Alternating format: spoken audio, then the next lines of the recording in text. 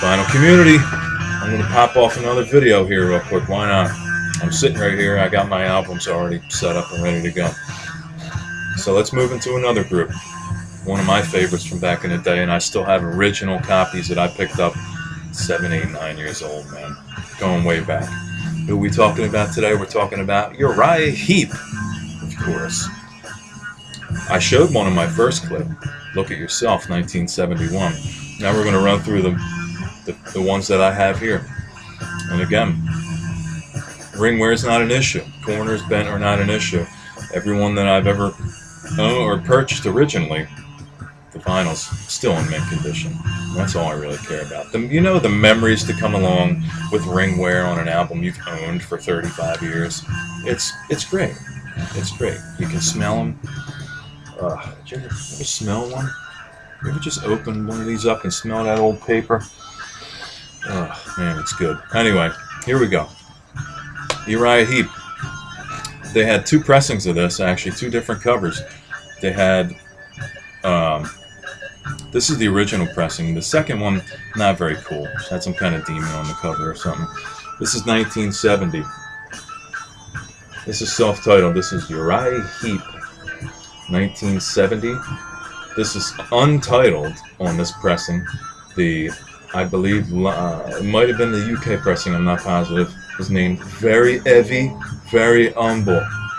Yeah, baby. And this is pretty cool. This opens up into a... Here's the interior. You know, this cover used to scare the crap out of me growing up. Seeing that skull and that weird dude's face with all the cobwebs on it. It used to scare the crap out of me. Then you got this on the cover. Look at that.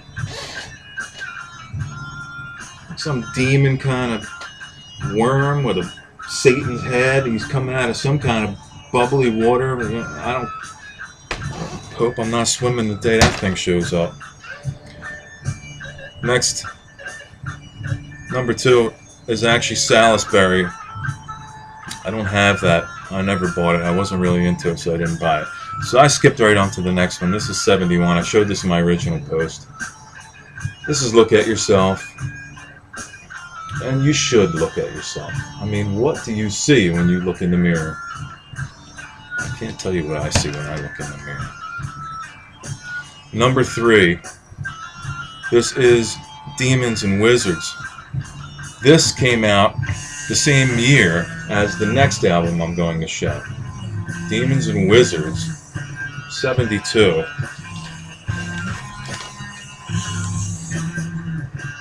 Alright. King Byron, that's David Byron. He's the man. This album came out in 72. This next album also came out at the tail end of 1972. This is The Magician's Birthday. Very heady, got some Excalibur-ish type of feel to it. It's Byron again. McBox, Lee Kerslake. Lee Kerslake played on Ozzy Osbourne recordings. Come on. Here's the front.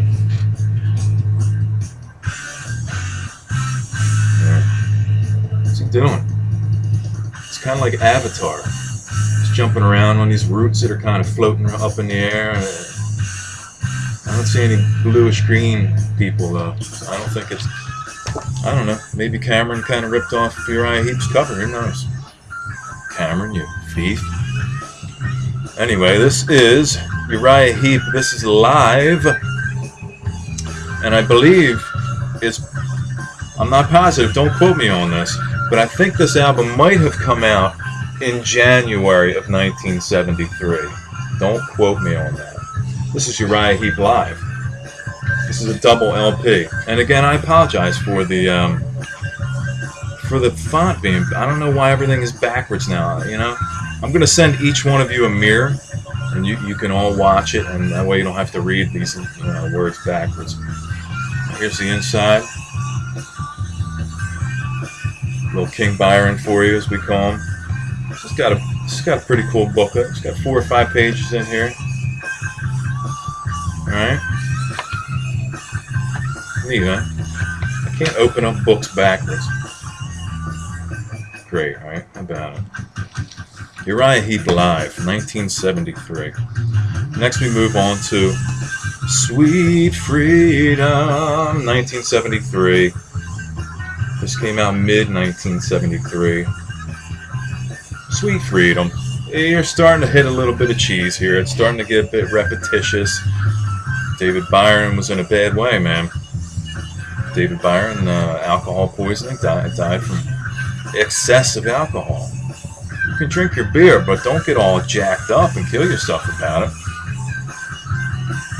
This is Wonder World. Wonder World. It's 1974.